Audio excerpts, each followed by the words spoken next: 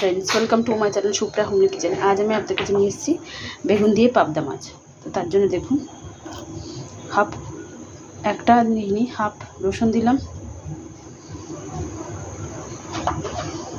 আদার টুকরো, কাঁচা লঙ্কা সিদ্ধ করে ফিরছি 500 গ্রাম মাছ নিয়েছি। মাছটা নুন হলুদ মাখিয়ে নেব। হলুদ দিলাম, নুন দিয়ে দিলাম, ভালো করে ধুয়ে নিয়েছি।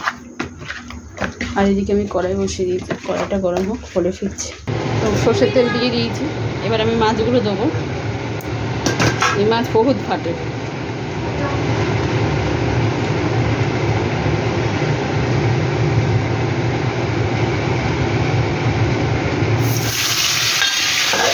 পরে ফিরছি বন্ধুরা দেখুন মাছটা ভেজে নিয়েছি, ভীষণ ফাট ছিল, ওই জন্য ঢাকা দিয়ে ভেজে নিয়েছি।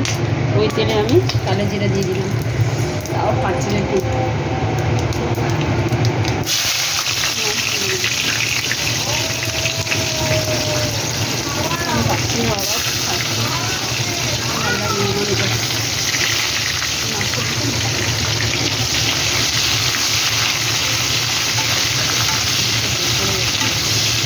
আজকে বন্ধুরা বেশি তেলটা একটু পড়ে গেছে, পরে ভয়ে রান্না করে দেওয়া হয়।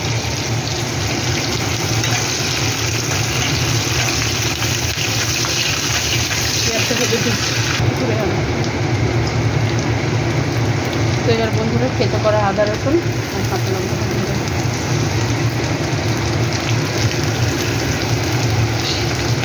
একটা কেটে রাখা টমেটো দিয়ে দেবো।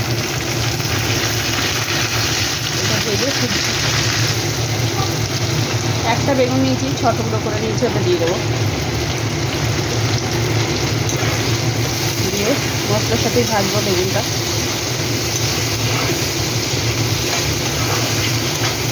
বেগুনটা ভাজা করে ফিরছি। তো বন্ধুরা দেখুন এবার আমি স্বাদ মতো দিয়ে দেবো। বেগুনটা মিলে দেবো। এবার গুঁড়ো মশলাগুলো একে একে দেবো। তার আগে নুনটা দিয়ে একটু জলটা বেরিয়ে বেগুন থেকে সেটা টেনে নিই, তারপরে দিচ্ছি হলুদের গুঁড়ো,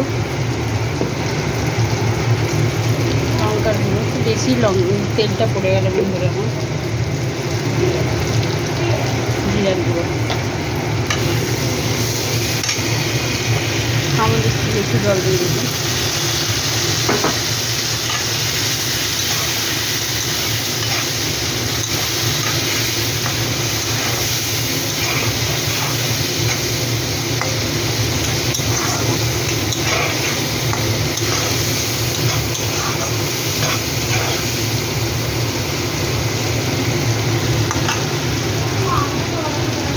মাছটা দিয়ে দিলাম।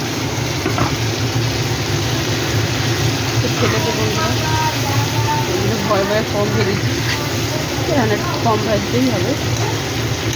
এবার একটু জল ঢেলে দেবো, পরিমাণ মতো জল ঢেলে ঢাকা দেবো। দেখুন জল ঢেলে দিলাম।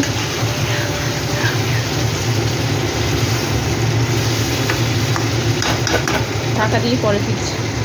তো বন্ধুরা আমি ঢাকনাটা খুলবো। দেখুন বন্ধুরা আমার রান্নাটা পুরো রেডি হয়ে গেছে।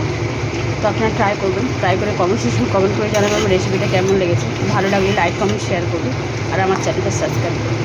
ভালো থাকবেন, সুস্থ থাকবেন। থ্যাংক ইউ ফর ওয়াচিং বন্ধুরা, বাই বাই।